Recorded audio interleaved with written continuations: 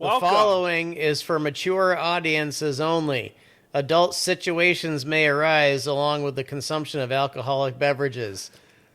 Those under the age of 21 should go watch something else. It's not that we don't like you. We just don't want you here. Go home, pumpkin. But if you are over the age of 21 and you Welcome back to Buzzed and Blabbering. want to watch some funny shit, then we got season 2, episode 5. I thought we weren't supposed to swear in the first 30 seconds. Yeah, you totally... Fuck. So anyway, we're gonna... It might have been 30. It was close. I don't think it was at all. Instead of cutting that out, we're just gonna bleep over it. I will. I will. Okay. Welcome back to Buzzed and Blabbering. He's Nick, I'm Joel, and this is Charlie. Hi, Charlie. Hi, guys. Thanks for being our first official guest on the couch. Oh, Yeah. really? Yeah. Didn't know that. Yeah, Kathy was our first guest, but she was in her wheelchair in Nick's kitchen, and we were cooking something. And also in my classroom. Oh yeah. Oh, did I say that out loud? Yeah. Cool. Well, I feel very honored to be on this amazing couch. So, Speaking of couches, what are we drinking tonight, we Nick? got some beers. Yeah. We're going to be drinking some solid Guinness because it's St. Paddy's Day tomorrow. Now, personally, I prefer a Beamish for all of you nerds out there, but Guinness is still pretty solid, standing at 4.1. Feet. Nope, it's actually, he likes to say horsepower, so Oh, it's 4.1 yeah, horsepower. 4.1 horsepower. This one is nitrogenated for smoothness. Yep. And there's a widget, and the bubbles go down. Yeah. Okay, you guys ready to crack Let's them? do it. 3, 2, 1. Oh, wow. Yours foamed up. Cheers, boys. Cheers. Well, I know that we just talked a lot of shop, but aside from work bullshit, what have you guys been up to this week? Shitload of writing. I've been writing 5 pages every day. I only wrote 2 so far today, so after this I gotta crank that out. And then I've been publishing videos that document my writing experience. So that's been awesome. What about you, Charlie?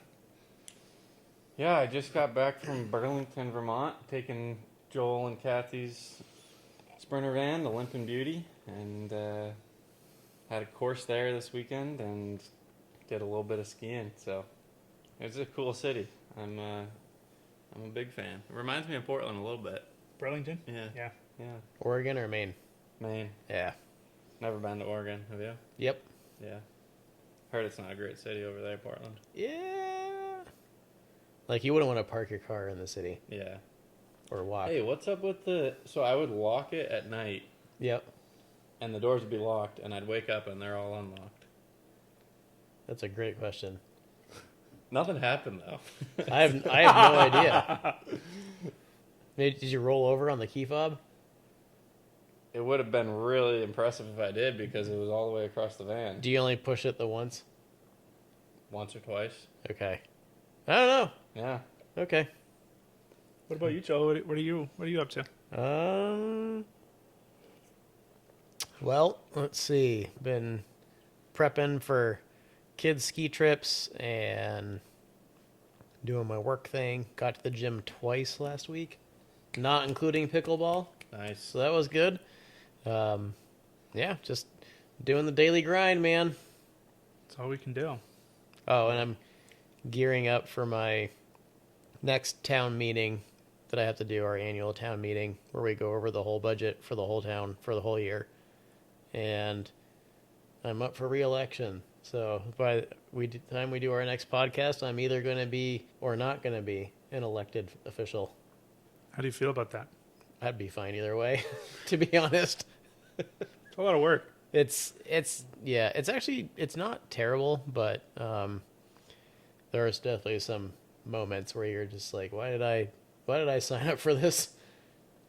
Yeah. It's just the board of selectmen for a town of less than 2,000. So Yeah.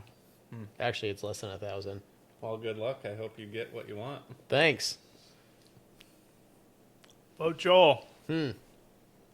Yay. 2026. Oh. I thought you said, oh, Joel, like you had a statement to make. I said yay. Vote Joel. Do we have Gotcha. signs? Nope. Okay, we'll make some for it. We'll make one. It'll go right here. Vote for Joel. Yes. A vote for Joel is a vote for you, America. Well, strong Maine. They're in America. Make America strong again. Yep. Yep. Man, the wind is cranking. Make strong again. I wonder if we're going to go on generator power tonight. Everything. Wonder if the cap's gonna blow over tonight. I hope you're not in it if it happens. Hopefully it happens in the next hour. No, it's gonna be like I'm getting rocked to sleep, like in a hammock tonight. When it's windy, the bed and the floor move. You know, it can be relaxing if you think about it like that. Last year they had me go in and figure out why all the plumbing lines, like the drain lines for everything, were clogging up. It's because some of the pipes run downhill going this way, and then they get to about the midpoint of the building, and then they start flowing uphill to the other side of the building. So the building is literally shaped like a banana. Concave? Yeah, Concave. not convex, which also wouldn't be that great either. Yeah. It was kind of like I don't know. I was there for like 2 hours, and it was like, why is there standing liquid in all these pipes in the middle of the building? And it was like, oh, because the other two ends are higher. Whoopsies. Because of gravity. Yep, that building is settling in the middle. That's I all don't know. right. Plan C. They're Hey, gonna fix that's it. what it's all about, is settling in the middle. I mean, that's what I try to do in Look life, where right? Charlie is right Yeah. now. He's You in the middle. Yeah. You look at both ends of the spectrum and you settle in the middle. So I think the cap is just metaphor for life. Damn. It's getting deep already. Not even drunk yet. And I think you also just implied that both Nick and I are on the spectrum. Did I? I'm okay with that. You pointed at us and said we were both ends of the spectrum. I didn't think about that part. So. I didn't know that. I guess I am. Okay. Which end are you and which end are you? The aggressive end. Nice. Probably not. I'm the opposite of that then. Yeah, that checks out actually. Yeah. So Charlie, what? Well, we already got your life philosophy. What do you like to do? Like to do a lot of things. Probably have too many hobbies. I like sports. Pickleball was fun tonight. Heck yeah. Maybe it was a little too aggressive tonight. I was kind of going for some bodies and. No, you were going for dicks. Yeah. Yeah, well, Your- Nick and so I was were I. both going for Your dicks. target acquisition was on point tonight. Or, well, on my point anyway. Yeah, so Nick, I'll just got to give the story. Nick hit it, and I was right behind him trying to hit it. And I gave him a little extra boost. And we hit a very small target.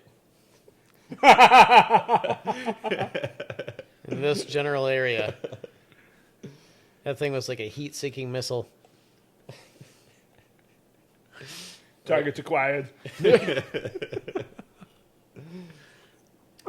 So yeah, I like to play sports, like to hike, getting into skiing while I'm living up here because that's one of the only things to do around here.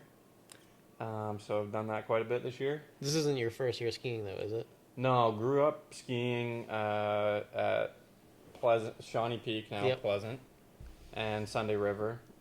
Grew up in Portland, so close to that, but only a handful of times a year. Oh, okay. And then took the last 3 years off skiing when I was living in Manhattan because I didn't have a car, and it would have been an absolute bitch to get out there.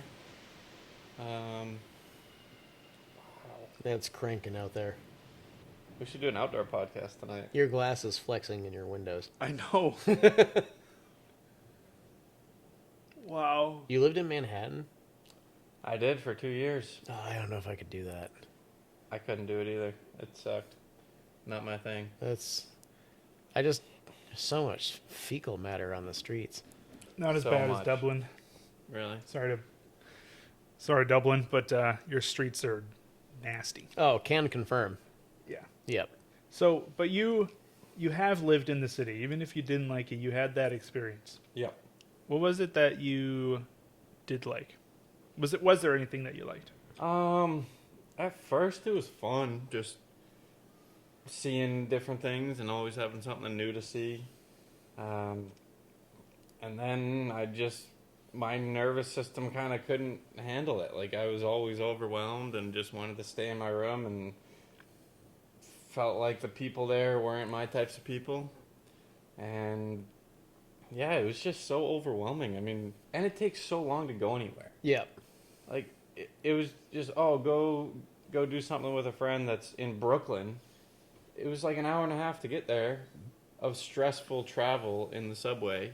And then you're just out in the concrete jungle with people I didn't like, and then make the commute back. And I was just like, all right, I'd rather not do this, so I'm going to stay in my apartment and read and do whatever Yeah. I do.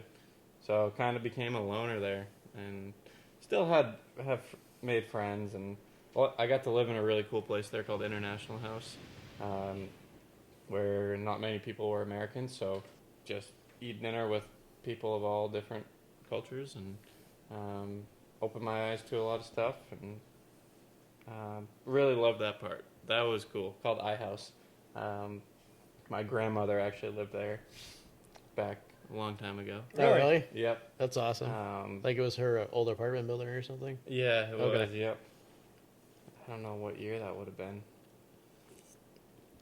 She's 90 now, so 91 now. So.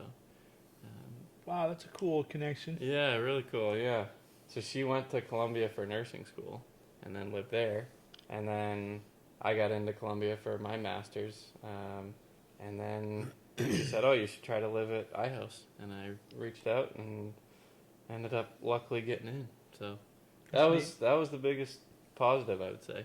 And then outside of that, just figured out all the things I didn't want and didn't like, which in the moment was terrible. I moved down there with my girlfriend from college at the time, and then I worked in research, in CP research, Okay. cerebral palsy research, which I'll get into. I was born with it. So was Joel's wife. Go check out that podcast. That was my favorite one, Kathy. Shout out to Kathy. I did research in CP and had a really hard time with how research was conducted and the people I was involved with, and then the city too. So just learned so much about what I didn't like, and then that helped me make better decisions on the future. So I think that ended up being a positive. That's cool. What was the weirdest thing that you experienced in this? Like the weirdest thing you saw walking down the sidewalk or something? Oh, good question. I mean, there's a lot, but the first thing that comes to mind was I got off at the wrong stop in Harlem because I lived in the Upper West Side in Morningside Heights, and if you stayed on, I think I stayed on the 2 train too long, and then end up in Harlem in a rainstorm.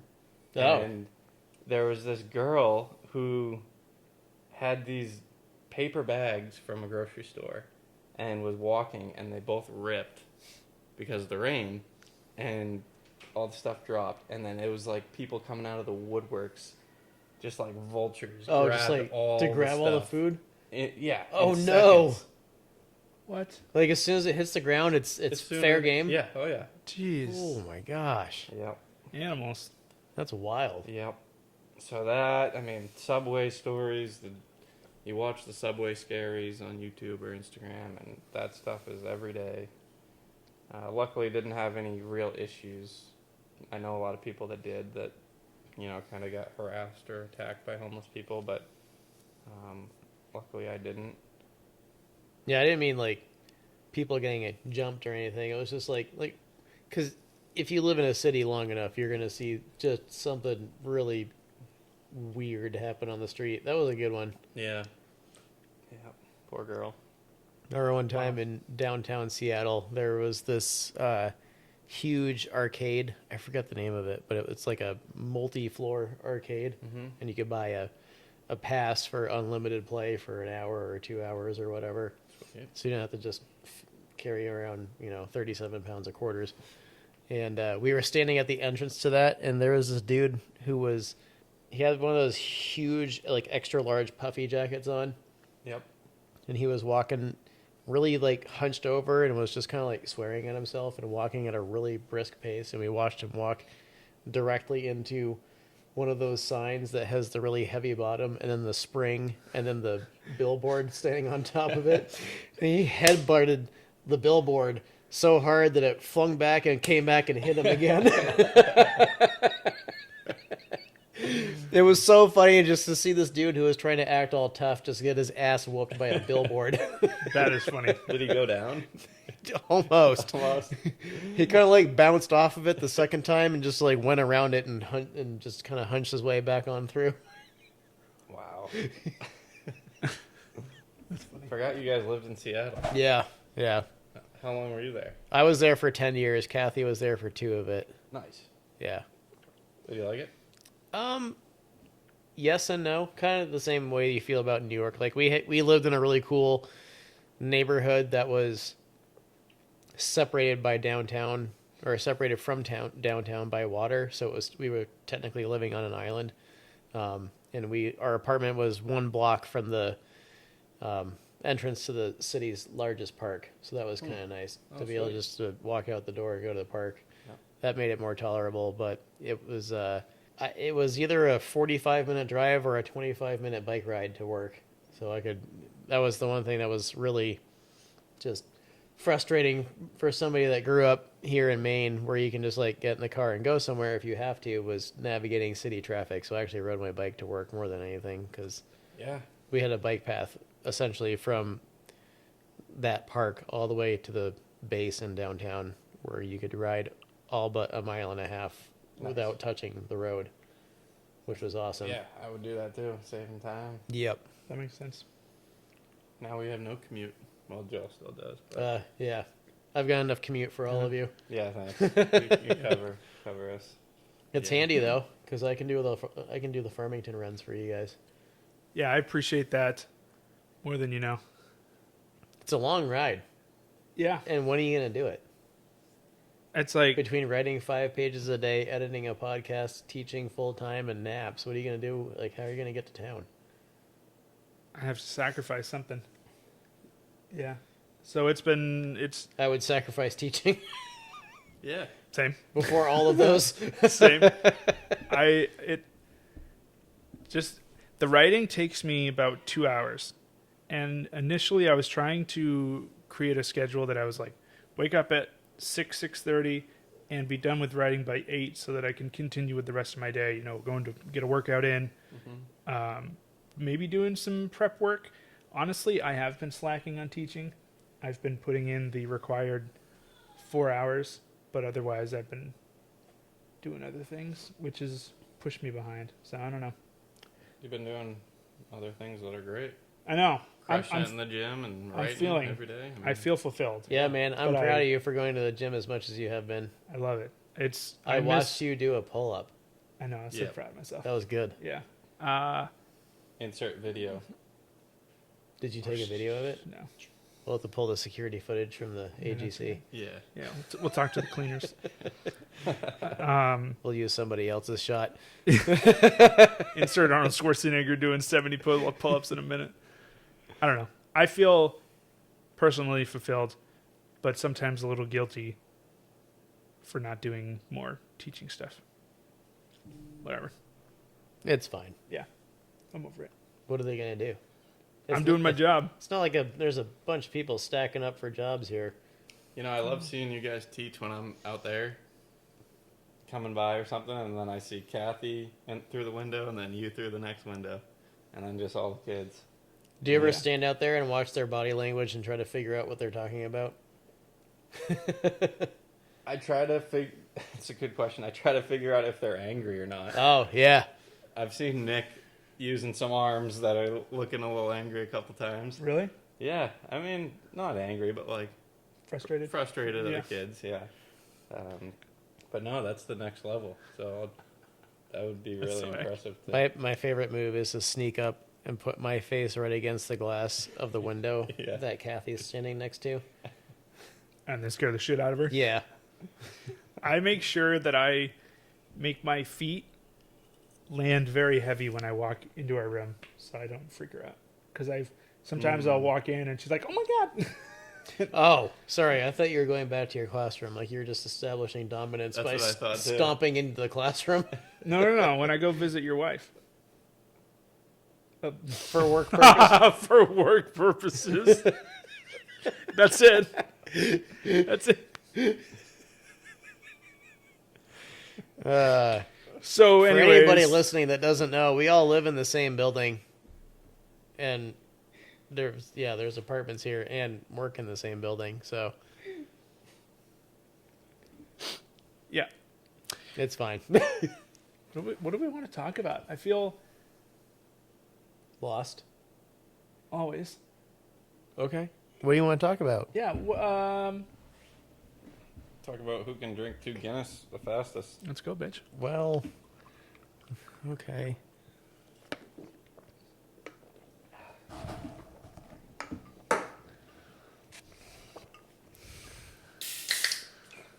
Oh shit.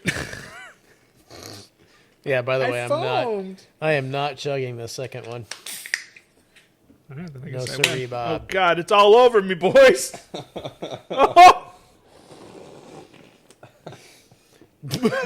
Oh shit. You need to change. I'll just put a blanket on it. It'll be fine. That's a creamy pint. That's a creamy fucking pint. There we go. You can't sell anything, right? I was actually impressed today. One of my coworkers was in the break room and he was like, "We need to do Guinnesses at work tomorrow." Oh. And I was like, "That sounds like a great idea." And he goes, "And we also need to split the G." I was like, "Oh my gosh, you know about that too?" I feel like I was the last person to learn about it. You may have been. But I feel really proud that I was able to educate you. Thanks. I appreciate that. I didn't even know that was a thing. Have you tried it yet? No.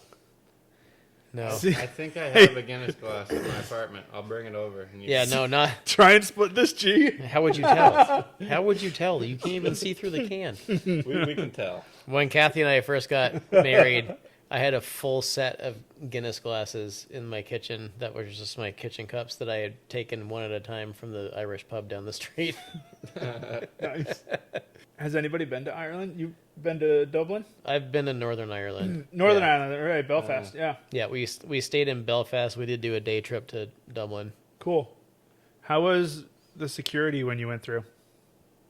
Well, it was during the marching season in the early 2000s, so the security was there. Yeah. I would have liked to get up to Belfast. I did I did a decent amount. I did County Cork, and then I did Kilkenny, and then I did a bunch of places. I can't even think of some of them now. Like you visited a bunch of places. Yeah. It was at the tail end of my European adventures. I was in Ireland for 3 weeks. What'd you guys think? You like it? Yeah, it was great. It reminded me a lot of Maine. Spain did? Ireland. Oh, really? Where'd you get Spain? Sorry, I thought somebody said Spain. No. Okay. Anyway, Yeah, Ireland reminded you of Maine. Parts of it. I didn't see a single freestanding forest of trees anywhere. Oh, I did. Yeah. Well, I think Northern Ireland is mostly the rolling country hillside that Yeah. they Northern graze, Ireland they is graze sparse. heavily. It's very sparse. But if you go to the west and the central part of the island, then I think there's quite a bit. Although I will say the northern coast does look a little Maine-ish, where it's like you can just see where the continent just ripped away, and it's just super jagged coastline. See, I love that. There was a place that we went to where there was this huge rock spire that was coming up out of the ocean that was left over from when the plates separated, and there was a suspension bridge from the mainland out to that point, and That's it was like really high off the ocean. It was neat to go over there, Yeah. and there was a building over there. I'm assuming it was some sort of navigational aid for sailors of wooden ships and iron men. You look like you're deep in thought. Trying to remember the town I was in that I did a little pub crawl. We did like every pub you go to, there's a new rule. You have to go to 12 pubs, drink a beer, and each place has one rule. Oh, that And sounds if you break the awful. rule, you have to take a shot. And Oh. I only joined in on like 7 or 8. And it was just, I was alone, and I went out and I was drinking a beer, and the guy bumped into me and he's like, "Oh, sorry, mate." And I was like, "No problem, dude." And he's like, "That's a nice fucking pint." And I said, "Thank you. Yours as well." And we cheersed. I moved on. Another guy bumped into me and he goes, "Nice fucking pint." And I was like, "Oh, there's something going on here." And then I started talking to one of them. And they were like, "Yeah, we're doing a pub crawl. And the rule is you have to go up to random people and say, 'Nice fucking pint.'" And I was like, "Can I join?" We did that. There was one that was like, you have to drink with your non-dominant hand. There was one that was pinkies up. There was one where you couldn't use a certain word. Like you couldn't say the. That would be hard. It was very challenging. So did you have to take any shots? Yeah. Yeah. It was for New Year's. That's what it was. It was for New Year's. And right at the last bar, I lost him. And I was waiting in line to get into the last place. And that's how I spent the New Year's, was in line. And this girl was like, "Yeah, no, I'll kiss you." And then she kissed her friend, and I was left hanging. What? Yeah. Cool story, bro. And then I went home and I was like, I'm sorry that happened to you, Nick. didn't even get a kiss from an Irish woman. That should be a blog post or a book or a YouTube video. Yeah. Yeah. Yeah, we could reenact it. What? What? It's excellent. Except the kiss part. We got to get other people for that. Yeah. Yeah. No, we'll just use some clip art over our faces. Yeah. Nick can do that, since he's the best video editor ever. False. You got mad skills, bro. But I'm the best video editor for this podcast. You are that. That's for sure. What about you, Charlie? Where's the farthest lands you've traveled to? I traveled to Deutschland this past summer. Nice. And then I'm going to Iceland in this summer. Oh, cool. Yeah. Nice. So So it'll be light out the whole time, right? Or most of the time? I think so, yeah. So I'm going to do some hiking. I'm going with my mom. That's awesome. Pretty stoked. And yeah, the Europe trip, I did get to Austria too. So spent most of my time in Germany. I played tennis in college, and my doubles partner is German. So I visited him. His parents are just outside of Munich, in the countryside, and that was beautiful. So we spent a few days there, and then he now lives in Berlin, so we went up to the city, spent some time there, and then came back, and went to the mountains and the Alps, and played some tennis. And the weather was awful, so we didn't get outside all that much, but got to see that. I don't know I forget the name of it, but the castle that's modeled after the Disney castle. Have you heard of that one in Austria? Or no, I think it's technically in Germany, but right near the Austrian border. Mm-hmm. I know which one you're talking about. Yep. Can't think of the name. I keep forgetting how small the European countries are, so it's like super common to just go to another country for a day. Yeah. You know, it's like, that would be like if someone from Kansas was like, "Yeah, I'm just going to go up to Canada for lunch and turn around and come back." Like, that doesn't make sense here. But when you have a bunch of countries that are the size of New Jersey, they're all packed into one area. Maine is about the size of Ireland. I did the Yeah. the square mileage. So I think they're all small Yeah. in comparison. And they're I mean, very the United States compactly put together, sits too. over all of them. Yeah. Or not, I shouldn't say that. That implies Landmass dominance, which I don't area. mean. Landmass area could provide overall similarity. coverage. Yeah. So I'm trying to be politically correct It's okay. because You don't, I don't. you view don't it have that to way. be. It's okay. Well, I want to be. Yeah, Okay. fair. Yeah. What so- you meant was yeah. an overlay. an overlay, and even then, I would put Europe over the U.S. The trains were cool. Took the bullet train from Munich to Berlin. Oh, that must have been awesome. That thing was flying 170. I bet we could do that here, but the problem would be is that the trains in the U.S. there's so many train stations that you couldn't get up to speed before you have to stop before the next station. Yep. Like if you take the Amtrak down Easter from Portland to Boston, there's like 15 stops. They would have to cut them out. Yeah, I mean, just go Boston, Portsmouth, Portland. right. Yeah, I mean, you can. It would be good for longer distances. That'd be great. Like if you could bullet train from Portland to Logan in Boston, like to the airport in an hour and a half, that would be Oh yeah, that'd be great. I mean, it could probably get you there in 45 minutes. right. Well, I'm just saying because even at an hour and a half, you're cutting the travel time in half, and you're not having to pay to park your car at the airport. Yeah. Pack your car. Pack your car and have it yad. Yeah, I mean, when I was there were so many things that the efficiency of that, and then healthcare and just the lifestyle that seems much more relaxed. That for a few weeks after, I was thinking, oh, I'm moving to Europe. A lot was less so close. chemically food. Yep. I was so close to moving there. Where you? So I was like, these 3 months are awesome. Now maybe I'll move over here. Mm-hmm. The one thing that keeps me in Maine are my family and friends. Because Yeah, like my that one. reenacting community, it's on. Like if I didn't have that, I would be over there in a heartbeat. I think. But the nice thing about Europe is they respect your hours, and they're like, all right, you work from this to this, and that's it. Yep. We're not going to contact you outside of that range. So I like that. I also, Did you? It's not like that here. Good one. So funny. This guy's a funny one. I also heard that it's not uncommon to not know what your friends do for work. Like it's just not something that you talk of. Yes. That's like you here in the U.S. You say, "What do you do for work?" Right. Other places they go, It's kind "What of do like you an do for fun?" insult. Yeah. Yeah. That's why I always prefer to ask, "What do you do for fun?" What are you into? Even though people think it's a weird question. Probably. Which is dumb. Well, not For real, I've gotten weird looks when I'm Yeah. like, "Hey, what do you like to do?" And they're like, "What do I like to do?" I like And to I'm go like, to yeah, like, work what do and you feed the That's too machine. personal. You got hobbies or something, bro? Yeah.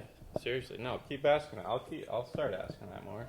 Yeah, love that I stuff. have a friend who, if people say, "What do you do?" just in general, "What do you do?" he answers with, "Oh, I hike. I do this. I do that." Yeah. You know. I think it's an identity thing, and we identify ourselves with what we do for work. But I've been trying to change that mindset and consider what I like to do for fun. Yeah. So like teacher is kind of in last place. Nothing wrong with that. Yeah. Wow. I'd have to switch my identity to like I raise daughters and occasionally hide in the closet and cry. You can identify Just as a kidding. podcaster. Yeah, and a host of a micro niche podcast. Very micro niche, but still niche. You gotta get some sun on those things, man. That's Well, so these are we have our 2 lights, and these are our bounce lights. These are our bounce boards. Yeah, you need those. So these are like, it reflects the light upon my already white skin. Nick's face is glowing. okay. It looks. Okay, Anyways, I'll buy that. so tell us, Charlie, about. Anything you want to talk about? That's a terrible question. Did you guys not prepare anything? No, we here? No, we didn't prepare a didn't. I single know thing. you didn't, but come on, make it better. Hold on, I got you. Tell us about your old podcast. Yeah. Well, I would prepare my questions. Okay, we'll do that next time. No, I'm just messing with you. Yeah, let's see, what year? I think that was 2023 I started it and did it for maybe a year and a half. I called it the Movement Fluidity Podcast. So it was after I graduated from college, because I graduated in 22, and I had kind of had a unique story of playing sports in college, living with CP, again, cerebral palsy, which I'll give a little background on it if you haven't watched Kathy's episode. But it's essentially a stroke to the brain that happens before the age of 2. So then your motor system develops differently than a motor system that's intact that, say, a 40-year-old that has a stroke has. Because you're still in early development, and often happens at or before birth. So mine affects both my legs, and it's very mild.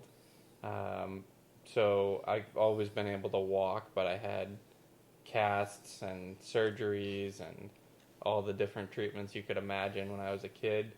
And I was a pretty stubborn kid that I didn't like having to stretch. I didn't like what the doctors were telling me, what the limits they were putting on me. So I always just wanted to prove people wrong and kind of just show what I could do. And just because I liked to, all my friends were athletes, and I just always loved sports, loved being outside, and just wanted to do the things I like to do. So that kind of got me into studying exercise science and then motor learning, and always just applying things on myself to be able to reach the next level of athletics. So I was able to play baseball, and then I got cut from the team in college after a year and a half, and then I ended up playing tennis for the last couple years. So That explains a lot about pickleball tonight. oh yeah, yep. Pickleball is easy compared to tennis, so I've played a lot of racket sports in my life. But anyways, long story short, the people in my life that I'm closest with said, you've learned a lot about the science of these things, and you've experimented on yourself, and that's a pretty unique thing, so you should tell this story to the world. And I didn't tell it to the world. I told it to like 50 listeners or something like that. Yeah, that's more than we know. have right now. Huh? No, we got that. We'll have thousands for this one, right? Hell yeah. But that's what started it. I started telling my story a little bit, and then I started using it as a platform to interview people that I may not have a chance to talk to normally. So I interviewed medical doctors, physical therapists, trainers, really anybody at the time that was in the field of movement sciences of some sort that I was interested in talking to, and just picked their brain, and then often related the questions towards CP so that I could maybe figure something out for how I could improve my own physical function, and then hopefully help more people with CP in the future. It's kind of a hard work platform to get into. Like, I want to help more of them, but I don't quite know how I can do that in a way that makes me fulfilled and isn't research that I hated. But that's where the podcast went. I did 25 episodes, and then it got a little too academic while I was in grad school. The last episode, actually, I wrote a blog about this. I haven't posted it. I don't know if I'm going to post it because it's kind of a negative blog. Okay. But the last one I did was with these two researchers. One I lived with at iHouse, and the other one was in Chicago. And they did this. They're psychologists, and they did this thing on the different models of disability, the social versus medical model of disability, and how it's basically wrong to try to fix people in the medical model. And it's just this woke bullshit. What? It's New York City and Columbia wrapped up into one thing. That summated my entire experience there. So, like, their opinion would have been, like, making somebody a prosthetic is a negative. Yeah, because you're trying to fix them. And I was saying... And I know a lot of amputees that would argue against that. Yeah. Or I think it's more along the lines of, like that's kind of a black and white thing that they might need versus, like, somebody that has trouble walking, I think I could help them with their motor function and help them move more freely and maybe be able to do more on their own. but that's wrong because that's trying to change them.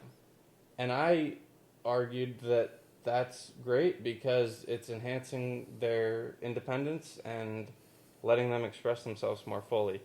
I wish I had pushed them a little further. Like, I was kind of intimidated. It was a very intellectual conversation. It was the last one, if anybody wants to check it out, on the Movement Fluidity podcast. And I was like, do they know more than me because they're so academic and this is so intellectual? And I'm like, I would think that someone who lives with it 24 hours a day, 365 days a year would be more in tune to it.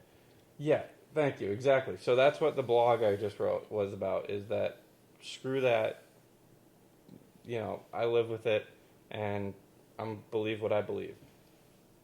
Given that being said, there still are a lot of people in cities like New York that do live with disabilities that I feel like take more of a victim approach Yep. and don't want to enhance themselves. They want the system to revolve around them. This is the essence of the social model. They want schools to adapt to their needs and people to adapt to their needs. And sure, you were given a bad hand. I'm lucky. I had a mild disability. I can still do a lot of things. There are still a lot of people a lot worse than me. But whatever cards you were dealt with, you can still choose how you play them. And I think people with disabilities and the whole community is getting too on this woke side of, poor me, people need to, change the system, versus there are things we can do based on science that are hard, but we can do them to enhance your life. So that's where I'm at. Call me an asshole, whatever. I think you should put it out. All right. Yeah. I also think you should bring the podcast back. Thanks. I should. Second that. Should. Were you your own editor? Yeah, not very good at it, but... I thought it was great. Oh, thanks. I like the layout. Appreciate it. There were some, I don't know what you would call them, not courses, but there were workshops Yeah. at Columbia that did taught about podcasting. Oh, that's neat. Yeah, so I took a bunch of those, and that took notes on them, and it was amazing. Learned a ton. And then they actually had a studio that I used a few times, and then I also just had my little mic. But it's a lot of work editing. Yeah. That was part of why I quit, because it was just so time consuming. Just watching Nick do it, I'm like, I don't even know what you're doing right now, but okay. He's impressive. Generally, it's if you're editing, let's say you have an hour long whatever, it's going to take at least 3 times that to make it look okay. Yeah. Yeah. But it's enjoyable. Yeah. One of the podcasts I listen to a lot, the guy was saying that usually their episodes are between 2 and 3 hours long, and it takes 8 hours of editing. Yep. To get it out. That's crazy.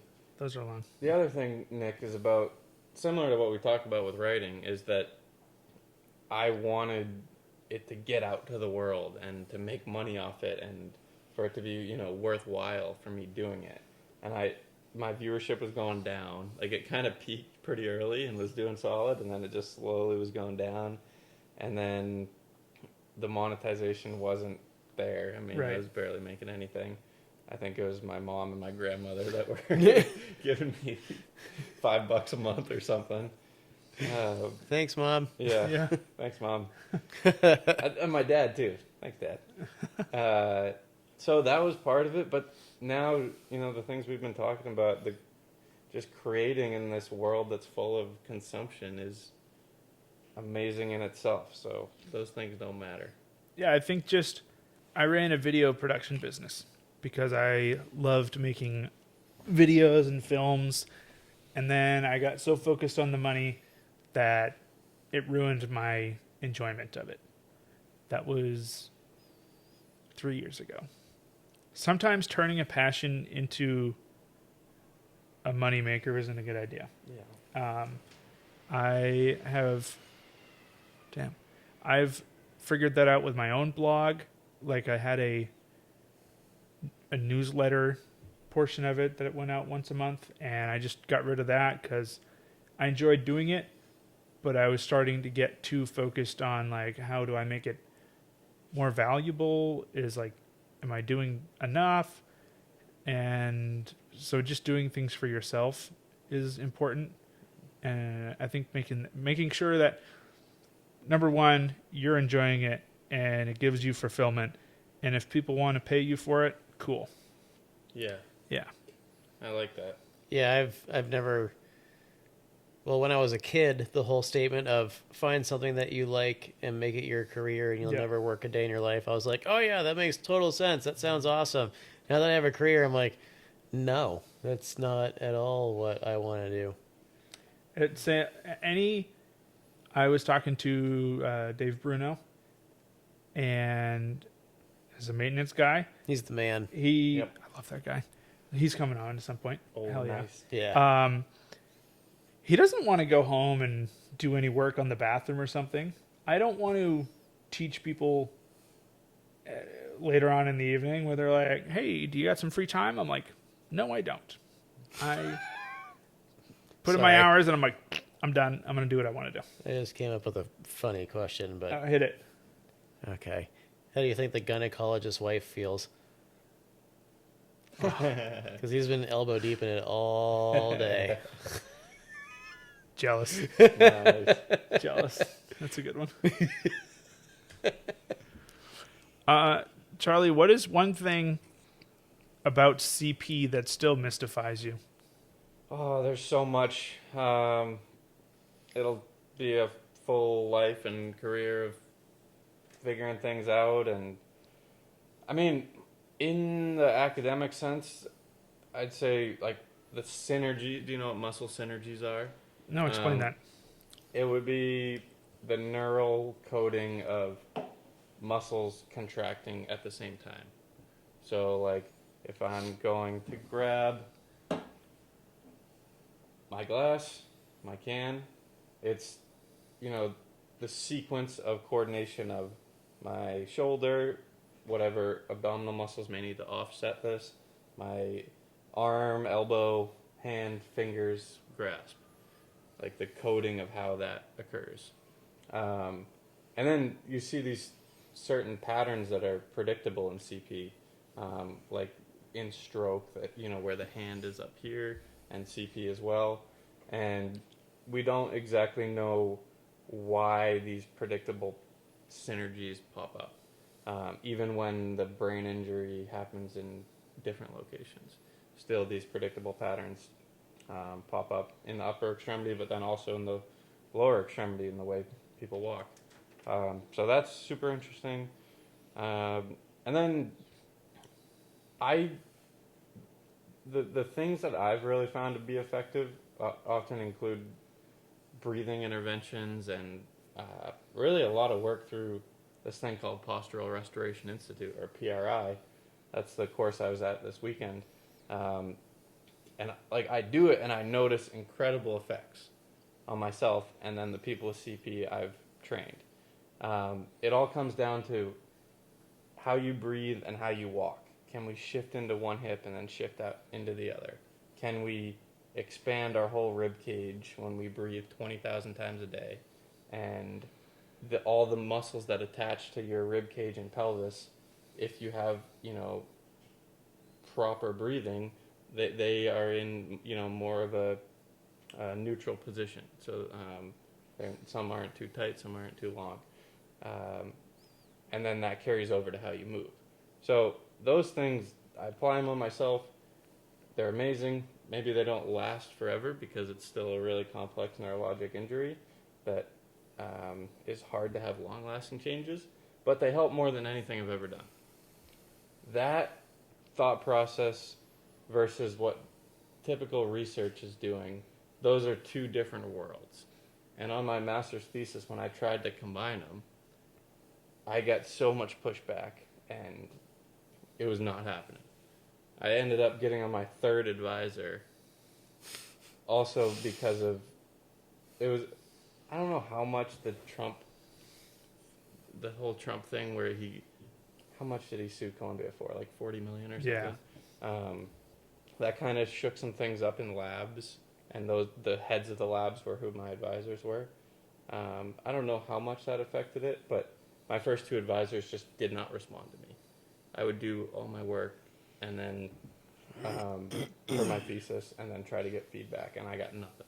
So I ended up getting a great advisor, Lori. She runs a lab there, and she was incredible. But I didn't do a true research project, like including data and including subjects or anything like that, which you're supposed to do if you want to do a doctorate. And that's what I thought I wanted to do at the time, but I was so frustrated that I couldn't take the thoughts that I know work on my body and then put them into research for other people to see. So what I did, what is it called? I don't even know what the word I used for it was, but just not a real study. It was why am I blanking on this?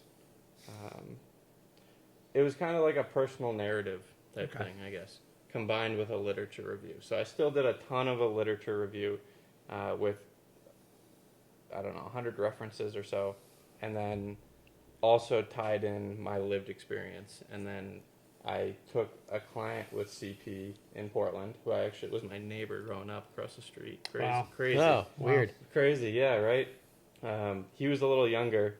His older brother was one of my best friends growing up, but we would all hang out outside.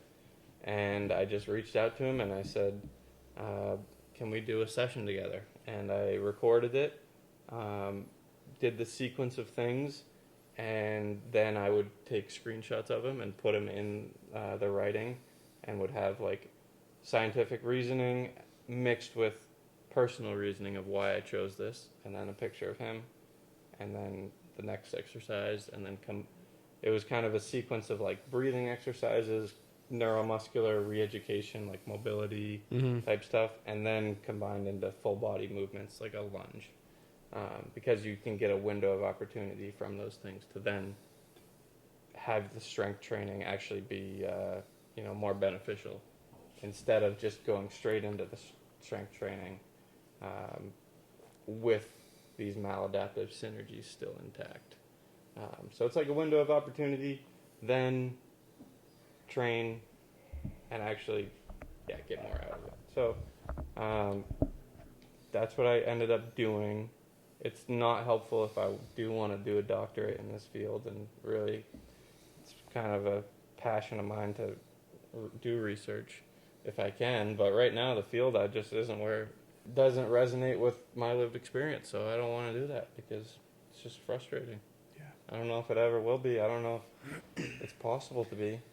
So maybe instead of going through that whole process, you just self-publish your own book on it. It would probably be a lot easier. Academic writing is a bitch, especially when the language you're speaking is different than their language. Yeah. I think that's one thing I reflect on when I think about college is I wish I had tried more on the academic side of writing, because I was too busy doing other stuff. What were you doing? Drinking.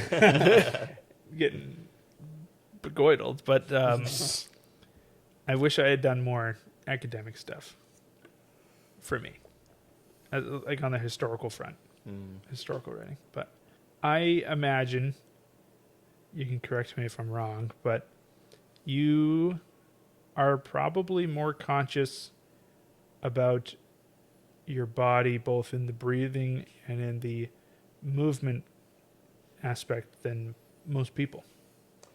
Yeah, definitely. Almost too much so, to a fault. Yeah. Sometimes. Because one thing that I learned pretty early on in the master's degree is a really fundamental thing about motor learning. And when I say motor, is just your movement system. So we have our sensory system that's sensing the world and our environment, and then that combines with our output, our motor output. And the big thing is having an external focus of attention enhances motor learning. So like if we're talking about playing pickleball tonight, say I cued you to think about how your arm moves when you're hitting the ball. That would be an internal focus. Or I'd say, think about how your shoulder, then elbow, then wrist hit the ball.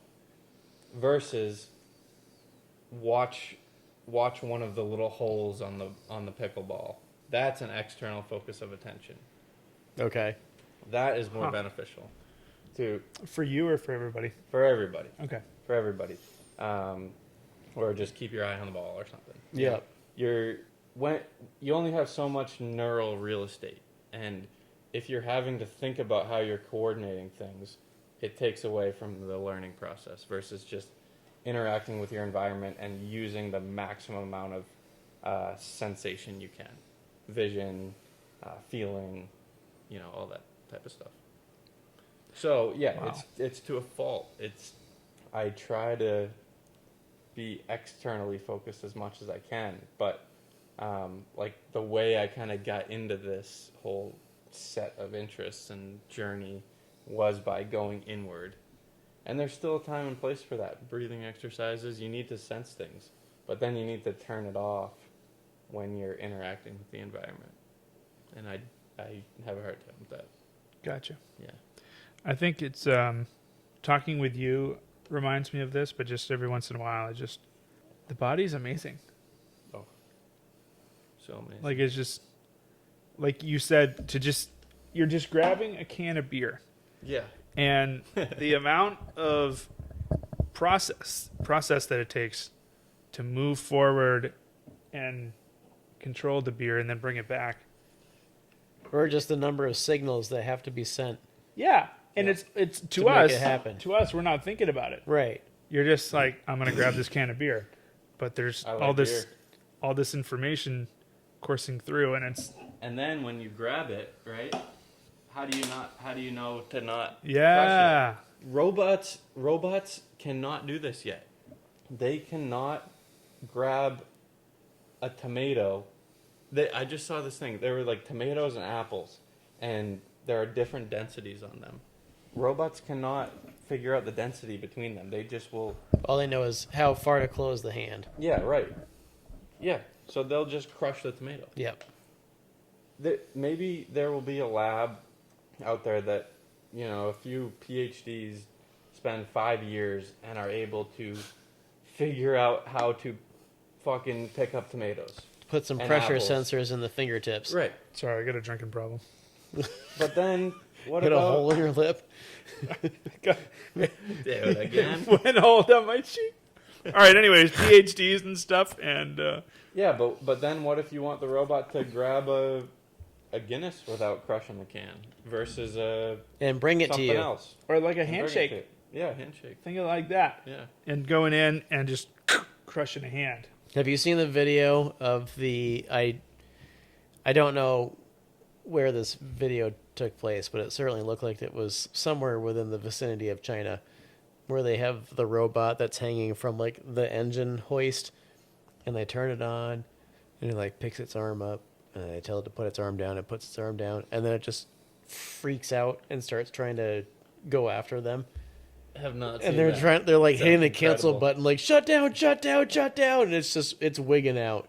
But it was hanging from the engine hoist, so it didn't quite get to them. But I was like, oh, Wow. we're cruising right along towards iRobot. See, I don't think we are, though, because of all the things I just said about how hard it is for them. I mean, maybe if they just had, like,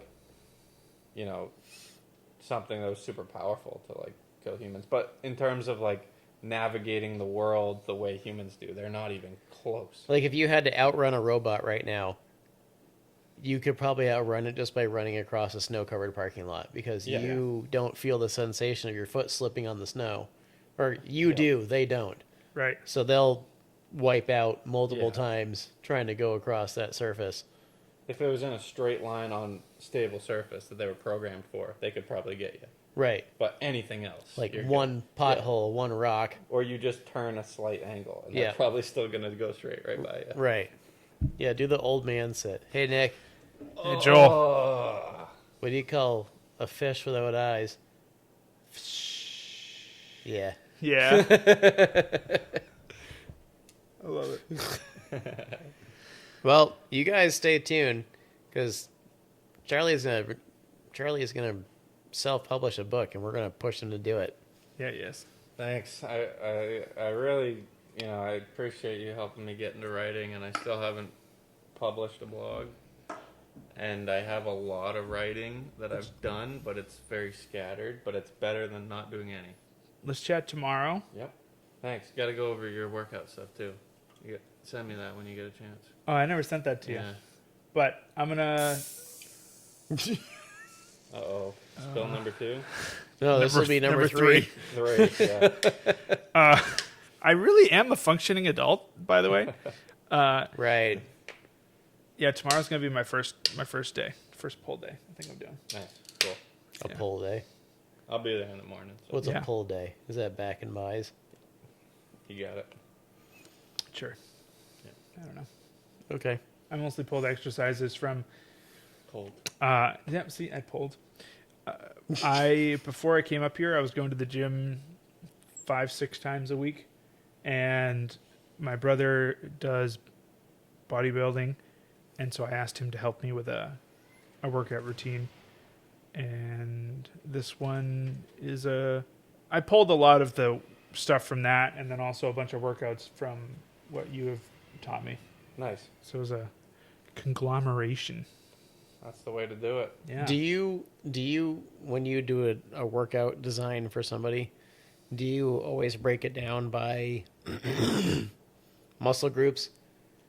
Or- Rarely. Okay. I usually do full body. Yep.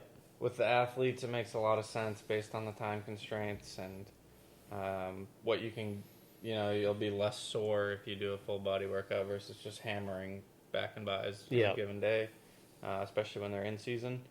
Do you think is there scientific reasoning behind the breaking it down by muscle group, or do you think that the full body workout is the superior method? It totally depends on your goals, and that's what will always be my answer. Bodybuilding, just breaking down muscle tissue and building muscle or hypertrophy, that is for sure going to be the way to go. So, and then maybe powerlifting too, max strength, really focusing on bench press and just hammering a ton of sets of that on a given day makes a lot more sense than athletes or general population, which is mostly who I work with. Yep. And then that's what I do for my workouts too, is full body stuff. Lets me train more and feel better. Like if I want to do two days in a row, can do that. I think that was a struggle for me because that was the first thing I thought of was like a push-pull legs thing, but then I do like the full body. Yeah, So I and don't know. again, it depends on the goals. Like for me, what I mean by I can do it 2 days in a row is I can do it 2 days in a row with feeling pretty good both days. You're not going to feel burnt out. Yeah. It's not like fully burning out, like chest and tries, and then going back and doing it the next day. Yeah. Or even if doing chest and tries one day and then the postural and breathing implications that has versus a more, full body thing that's kind of more balanced both days. That's how I feel best. Gotcha. And how long does your typical full body workout take you from start to finish? I don't know. It depends. I have a hard time personally following a program. Yeah. Because I'm always trying new exercises and sensing different things, and it becomes like an exploratory thing, which is not good for attributes like strength, muscle building, Right. all these things. But my goals are just to move as well as I can and then feel as best I can. Yep. So that's for myself. That makes a lot of sense. I would not recommend that approach for my clients or anybody I'm training. But my case is different. So I don't know. Can be 15 minutes, can be like 3 hours. But I really haven't been working at lifting all that much. One thing recently I've been doing is thinking of my muscle activation as like currency. Okay. It's a weird thing, but it's working for me. And in a nervous system in CP that's already biased towards too much muscle contraction, I want to be so careful with the amount of muscle contraction I'm doing. So playing pickleball tonight or lifting weights or going on a hike is going to be a lot of muscle contraction. And that my system responds differently than the average person. So I don't need to build a big chest, build big arms, or anything like that. And I want my legs and everything, the full body, to be functional and work together. So how can I train those things with the least amount of muscle contraction, Yeah. so I can train more often and feel better? And I'm still experimenting on what that looks like, but it doesn't look like hitting bench press or doing a lot of the things that are really good exercises for a lot of other people. So it's activity and coordination versus Yeah. output and reps. Yeah, exactly. Yeah. Yep. And still need to like touch it. I'll maybe I'll do one set of 8 on a dumbbell bench press and just touch it to keep the strength there. Right. Instead of 4 sets of 8. That would be best for building muscle and building strength. That there's nothing in the textbooks on this. This is just me like trying to feel what's best for me and for my goals. And yeah, I'm not saying at all that this is good for the normal person, but again, for me. Who are a couple people in the field of, should I say, exercise science? Yeah, movement sciences, maybe. Who are a couple people in the movement sciences or exercise sciences that you look up to? The owner of Postural Restoration, the founder, Ron Huruska, he's a farmer from Lincoln, Nebraska. I think he's the best mind that this field has ever seen. And I'm going to be certified through them at some point. I'd be really interested to know how he got into that field from the field. I listened to a podcast about him, and he was talking about like just watching the way cows and horses were moving. Something about that. And then he views the body in asymmetries. And he started with this device that would go on your left leg that would increase your left hamstring activity. And only would put it on the left. And this is neurologically coded that we're biased over to our right side more because of the way that our diaphragm is bigger and heavier and attached lower and has stronger attachments on the right side. So when we breathe, when we walk, everything's pulling us over to the right. And part of what can help you get balanced is having more activation in that left hamstring and maybe sensing your left heel. And that's what built this whole institute. And now it's built into a ton more concepts. But he's the first person to think in these asymmetries. And because I would always see people do same thing on both sides. And I was like, but those sides are functioning differently. Why the fuck would you do the same thing on both sides? And it makes so frustrating. It makes complete sense. Right? Like when I'm skiing, my left hand turns where my dominant right leg is the supportive leg are much better than my left-footed weighted turns going right. It makes sense. I just met a guy that owned a facility in Burlington that sent me 10 articles on this stuff that explain just why that's the case, because it's harder for our left hip to adduct or go in, and because it's forward. That side of the pelvis is more forward, which is why that device actually brought that left pelvis back. I know it may be hard to visualize, but that's a common pattern. And sure, everybody's different. People build different compensations based on the work you do, the exercises you do, your neurology. But there is this inherent bias to being on our right side. And Ron was the first one to really bring that into now it's a pretty big institute. There's 300, 400 people certified in it. Wow. And there's a lot of people, too, that have done it and then branched off and tried to kind of make their own models. Almost some of them simplifying things, which I don't know if it makes the most sense to simplify. Like, it's complex for a reason. And a lot of people that are kind of dissing the institute for whatever reason. And I haven't gotten to the point where, like, I understand the anatomy and neurology yet to, like, know maybe why they branched off. But they did for whatever reason. A lot of those people I'm a fan of. Bill Hartman's one of them. Pat Davidson's another. Guy Michael Mullen and out of Cumberland, Maine was the one who got me into this. So I don't know. I'm kind of just riding the wave of the institute right now because I'm still learning a ton, and then I learn and I apply it on myself, and I feel better. I've got some stuff from this weekend that I'm going to try with Kathy tomorrow. And Yeah, that's and awesome. That I'm so excited to try because I think it's going to do wonders for her gait and just how she feels. So I'm going to keep riding that until it doesn't work, or just keep riding it. And I'd love to teach for them someday. That's a goal of mine. Work for the Institute. I think that'd be really cool. Still have a long way to go. But I think I'm really starting to grasp these concepts at a pretty high level. So that's the big one right now. Wow. PRI. I'm absolutely loving it. Just took the course I took. It was called Impingement and Instability. It's about how, like, when we're moving, breathing, walking, one side of our body impinges or compresses while the other must be unstable or expand.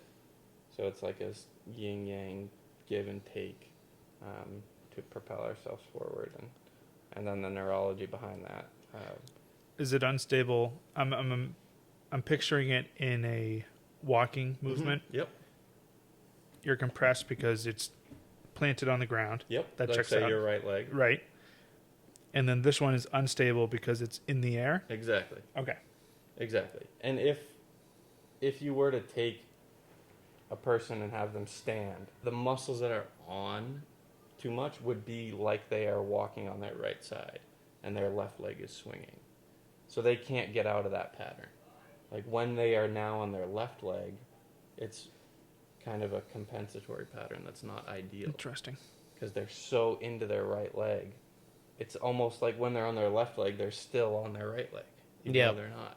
But, like, the way things are rotated and the muscles that are on are still like you're on that right leg. I'm curious how my ACL, I'm going to call it recovery because it still is. I'm curious how that will impact that whole right side mentality. Because, Yeah. I mean, this one, just doing like a press, Raise. leg press, Leg extension. leg extension. Like, I can almost do 100 pounds on this side, and this one hits 50. Mm-hmm. So, Well, you did just have your ACL rebuilt, so there's true. that. But I guess what I'm trying to say is I'm wondering how that will impact the whole right side. Mm-hmm.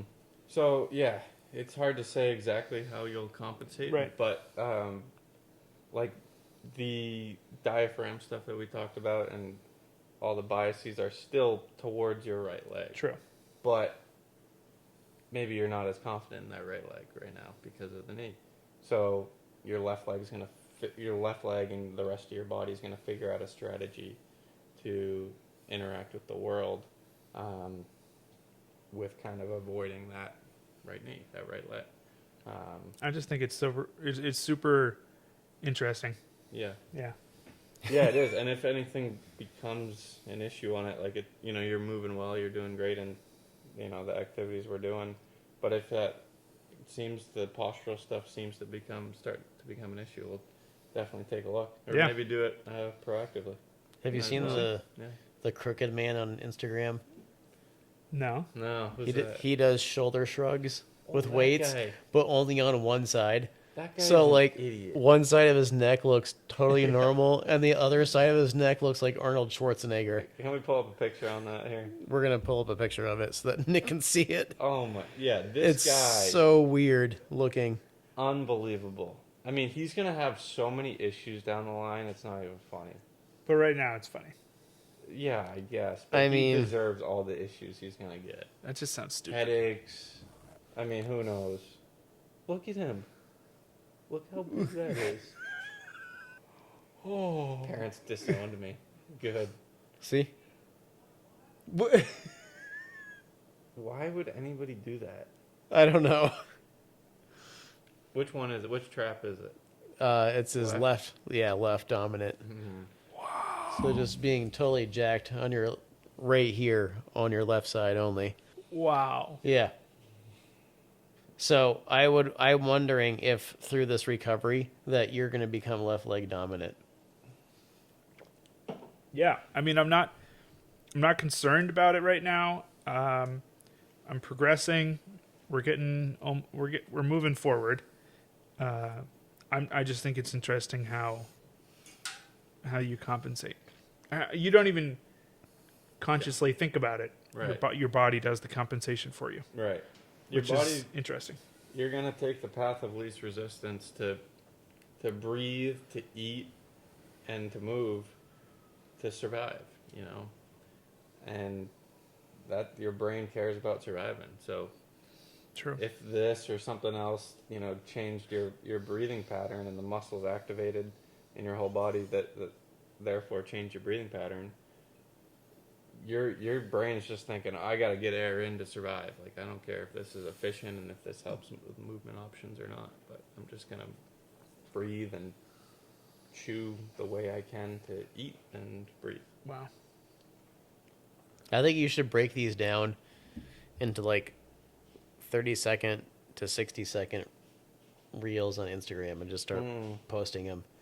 Yeah, could. There are a lot of people that do it. Like, Yeah. that's the thing. I don't want to just be another influencer. Well, that's not what I mean. Yeah. I mean, like, No, I because know, then you but- can, if you break it down, it could help your thought process True. about it too. True. That Okay. is true. So here's the thing, and this is something I struggle with. Mm-hmm. For a lot of things, I feel like I would be just another influencer. Mm-hmm. But you offer a brand new Charlie perspective, and I think it's important for people to see that. Yep. Right. So Thanks. I totally understand Yeah. where you're coming from, because Yeah. I'll be writing, and I'm like, well, somebody's already written something like this, so what's the Yeah. point? It doesn't matter. And yeah. Well, same to you. I mean, I see it. I can't see it myself, but I see it in you that your thoughts are clearly unique and helpful for the world. So, We'll see. It's like movies. There's 1,000 different movies written about the same subject, but they all tell it from a different perspective. Yeah. that is true. And they can all be, at some point, equally as entertaining as the others. We're at the point in human existence where there's really nothing totally original.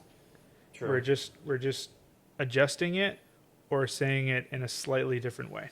Like the same 5 chords thing. Yeah. For the What's the music guys? Yeah, where they're like all of the pop hits from the 70s, 80s, 90s, and 2000s can all be played on 5 chords. Wow. Yeah. Yep. And they're all the same. They can just switch from one to the next. Yep. Yeah. So are humans just gonna run out of creative options at some point? That's what I feel. I hope not. I- I hope that we have the ability to come up with new ways to be creative, so that way we can continue the art. Because we need the arts, because that's what a lot of humanity is based off of. So we need to either invent a new medium for putting your art out there, or go back in history and start doing some of the old forgotten ways. Right. We have a set number of stories. Like, it starts bad, ends up good, starts good, ends up bad, or all these different story arcs. And Unless you're on the Hallmark Channel. okay, and then it's just, but the Hallmark movie series is so It's an predictable. arc. It's the same arc, but it's done in a different way slightly every time. I think that with the amount of words that we have at our disposal in the English language, in every other language, that there is plenty of opportunity to adjust how things are said. But again, I feel like we're at the point where there's not really anything that can be original. Like Well, that's- 100% original. That's probably why you're starting to see today's artists mixing other languages in with their music. Potentially. I mean, I've been thinking about life and philosophy and everything, and I was like, oh man, I think this is something new. And then I was doing some research, and I was like, nope, just kidding. Somebody's already come up with this. Well, yeah. But I'm just kind of finally, it makes sense to me. I mean, that ChatGPT said that was Ugh. a combination of one Yeah. guy and another guy. I don't know how trustworthy it is, but who knows how trustworthy that really is. I mean, that's just what a language model is saying based on the language that you put out. right. That doesn't mean that it's actually just a combination of those two. It's still unique. Yeah, it's I think that's just putting things into a box that for the sake of putting it into a box. I will say though that I think that there's enough differences in music still that they're still coming out with new stuff. Like my parents couldn't stand my music. Their parents couldn't stand their music. I can't stand my kids' music. Like it's the cycle is continuing. True. and that will continue on. But yeah, it's almost I like the computer art that people are able to do, but I do miss like the Bob Rosses. We need more painters and more pottery people, more muralists. Pottery is a fun one. Have you ever thrown the mud on the wheel, as they say? Yeah, I actually don't know if they say that. I just made that up, but that Sounds was good that was to me. brilliant. I Dude. bought it. That was brilliant. God damn, I did that in high school, and I think it would be super fun to get back into that. That's so, I don't. Let's add that to. you don't need another hobby. Yeah. You You're have to right. replace that hobby with something else. Yeah, that's what my tarot cards said. They said this is the month of reducing, Yeah. condensing. So what are condensing. you gonna condense, reduce? I reduced my. What? Did you say, you little fucker? I said milk. milk. Yeah, no more Allens. Condensed milk. No more Allens. No more milk. Okay. I got rid of the newsletter version of my blog post. That is a weight lifted right there. I'm not sure what else to reduce, to be honest. Like, wake up, I write 5 pages, or at least I try to wake up and write 5 pages. Generally, I probably do it later on in the day, which is not ideal, but whatever. So, writing, working out, and then teaching. And Well, then if you do just it later, figuring everything. if you do it later on in the day, then what do you do before? Are you finding yourself being done reading? Like, are you reading anymore? Oh, I'm reading, yeah. Oh, okay. Yeah, I have a book by my bed. I got a book right here. I try to read for half an hour before bed. Nice. I want to be screen free an hour before bed. That has not been the case for a little while now Yep. because I've been writing, and then after I write, I make a short video like, here's what I got done, here's what went well, what didn't go well, so that future Nick in 10 years can look back and go, okay, interesting. I like how you thought that way, and it's not what I think now. Well, here's cool. here's a cheat code for you. Instead of doing the video, why don't you write a diary about your writing, and then you're getting pages done while you're writing about getting pages done. Oh. Mind blown. What? What? Write about... Like if you write 3 pages, but you have to write 5, now you can write 2 pages about the 3 pages that you just wrote as a diary to document it. Fucking A. Boom. I did that yesterday. Saturday, when I journaled 2 pages and then I wrote 3 pages. But then the day before I wrote 6 or 7, so... Big brain stuff over here. Yeah, you're getting fucking meta over here. God damn. Yeah, Well- hard to reduce. You know, you're doing all good things. I don't know what else to get rid of. Comes it back to teaching. Take a period away. Each I don't day. think you have a lot to get rid of. I mean, no offense. You live a pretty Spartan lifestyle. I don't Yeah. think that you need to reduce too much. I think that's a fascinating statement that you just made. A Spartan lifestyle, because I look around and I have so many things that I don't use. Maybe it means physical item reduction. Maybe. I don't want to get rid of my books though. That's most of what I have. Yeah, it doesn't mean you need to get rid of anything. It could just mean that maybe you need to stop doing so many things in one day. It's the mental shit, man. I got to Yeah. reduce the mental load. Yeah, yeah. Okay, just figured it out. There you go. What do you guys feel about this month? This is my least favorite month of the year. Whenever spring happens, it's my least favorite month. Just because I don't know, it's just wet and muddy and gross, and it's just not a it's just not a great time. Like, I'm really excited for spring to kick off now that we've started the spring thaw and everything's starting to melt, but the transition period I don't like. Just like when it's between fall and winter and it's just bone chillingly cold but it hasn't snowed yet. I don't like that season either. Transitions got it. But only those two. The transition from summer to fall is great. Oh yeah, it is. Yep. It's just mud season and then brutally cold with no snow to recreate on. Those two seasons I'm not a fan of. What about spring to summer? We didn't talk about that one. Oh, spring to summer. I feel like that is so fast in this state. Yeah, it's kind of blurry. Yeah, it's just like, okay, things have finally dried out. Now we're coming into spring. Boom, now it's hot as fuck. So Yeah. guess what? Now it's summer. But this bouncing back and forth between, like, last week where we had temperatures of anything from 4 to 70 to now today it's raining and blowing 80 outside.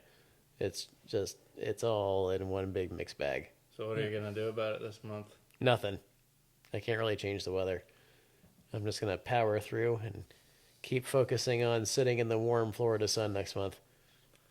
Nice. There you go. Yeah. All right. Our annual pilgrimage to Florida to visit the parents. Sweet.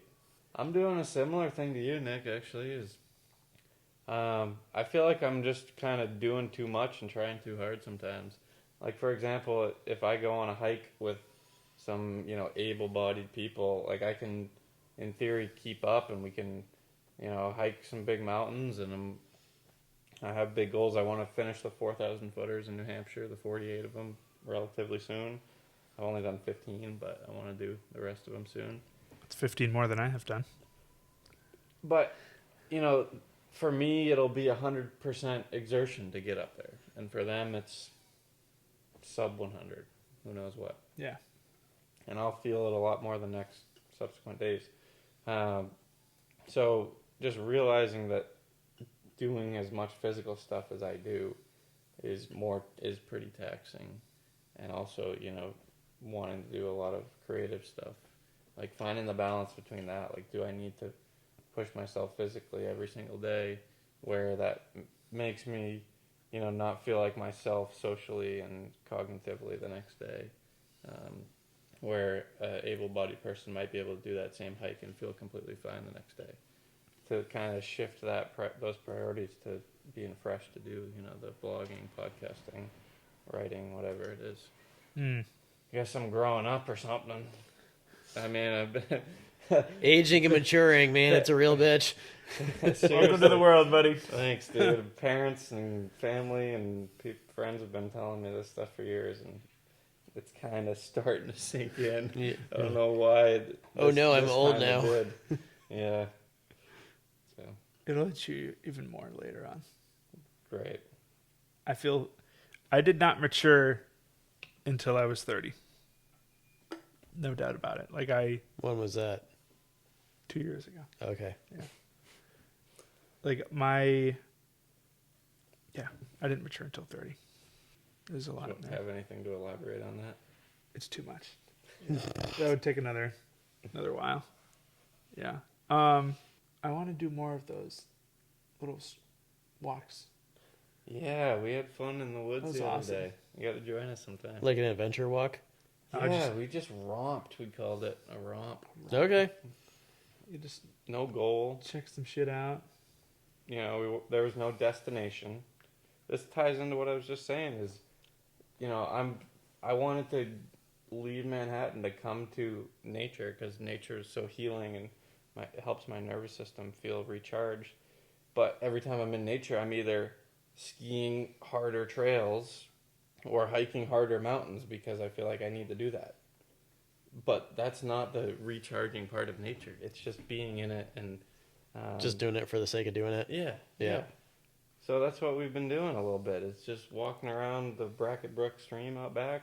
I'm jumping in sometimes, but other times we're just wandering and looking at trees and looking at other shit and having no mission other than to experience nature. So you're jumping in the brook. Yep. That was snow about 10 minutes ago, Yep. and there's still snow on the ground. I'm a psycho with the ice bath. It really helps me feel good. And I have a few podcasts on that. Check out, I got a good one. I don't know what number it is, but it's with David Lasondek. I go into some theories about cold exposure and CP, if anybody wants to check that out. Interesting. I'll add those in the Show notes. Show notes. Sick. I say that, and then I'm pretty sure I said that about the last one, and I totally forgot to add something. It's fine. I'll make sure I remember it. If you don't, it's all good. Well, Well, now I'll it's at on least put video, your- so he'll remember it when he edits. Yeah, because I'll go through and I'll be like, oh, that's right, we were talking about this. But yeah, I've always been a psycho with that. You guys ever I just do can't. some? I mean, I've jumped in the ocean in Antarctica through the ice, Oh, dude, that's the next level. but it's not like I was like, ooh, that felt great. I should do it again. Fair. The closest thing I ever did was a polar plunge, but it was during summer What? at the Boy Scout camp. That's in not- Hines. Not a That's polar. not a No, polar it's not a plunge. polar plunge, but we got up at Swimming. 4:00. That's just an early plunge. Yeah, looking back, I don't know why they called Premature it the polar plungulation. plunge. It was. Fucking little kids. I yeah. think if everybody in the world did a polar plunge every morning, this world would be so much of a better place. So maybe instead of like all these weird holidays we're coming out with now, we should have National Polar Plunge Day. Yeah, or it should just It's be probably required already a to thing. do every day. What do you want to bet that's already a thing? Yeah, $20. Well, I think New Year's Day is a big day for it. Yeah, they have some celebrations. People go to beaches all over and just run in the water. Good for them. It's National Polar Plunge Day is every year on January 1st. You Yeah. called it. great. The thing is Damn. it's an actual stressor. I mean, think about all this BS that consumes people, that their nervous system acts like, goes into fight or flight response from the way somebody looked at them, or, work stuff constantly. Versus when was the last time somebody was actually scared on a hike or skiing, or actually had a fight or flight response in cold water? And then you do that and you breathe through it, and then you get back into your regular life and you're like, oh, the dirty look that my coworker just gave me isn't actually going to kill me. I'm fine. So is that what it's about? Is it's about putting your body in the fight or flight? Yeah. Yeah. That makes total sense. Wow. You know? That makes complete sense. Huh. Science. We're talking about science, folks. Damn. Well, I hate to be a party pooper, but I do have to be at work in like 7.5 hours. Yeah, Okay. it's late. Night, Joel. I need to go get my nightly 4 hours and 45 minutes of sleep. Is that all you get? Wow, that's impressive. How do you dude. function? I could not do that. My average is like 5 hours and 15 minutes. Wow.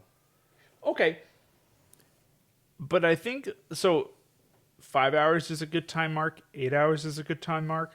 I could function off that if I got in a routine Off 5? Really? Wow. eventually. Yeah, I think it mostly depends on when you wake up in the cycle of sleep. Like if you wake up in a deep sleep, you're effed. But if you wake up in the light sleep or whatever. well, you're fine. luckily, because I wear this Fitbit, I can tell you. So last night I got 5 hours and 45 minutes. The night before I got 4 hours and 45 minutes. 6 hours and 37 minutes. That was a weekend day. Overachiever. 5 hours and 15 minutes. I got apparently 7 hours of sleep on Wednesday. I don't remember that.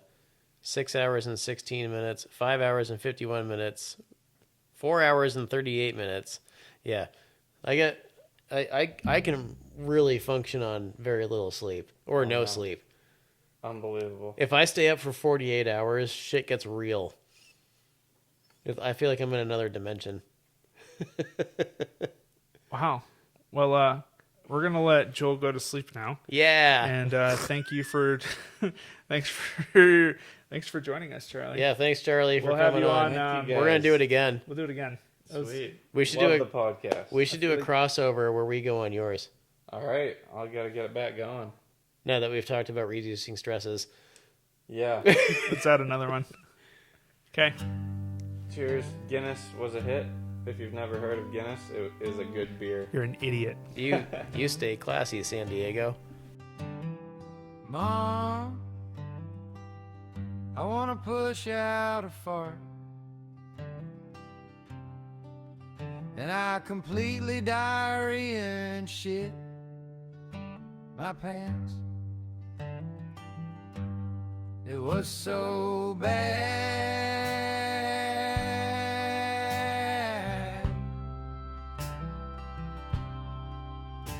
Don't worry, I was cheeks up from the bed for nothing going on your bed.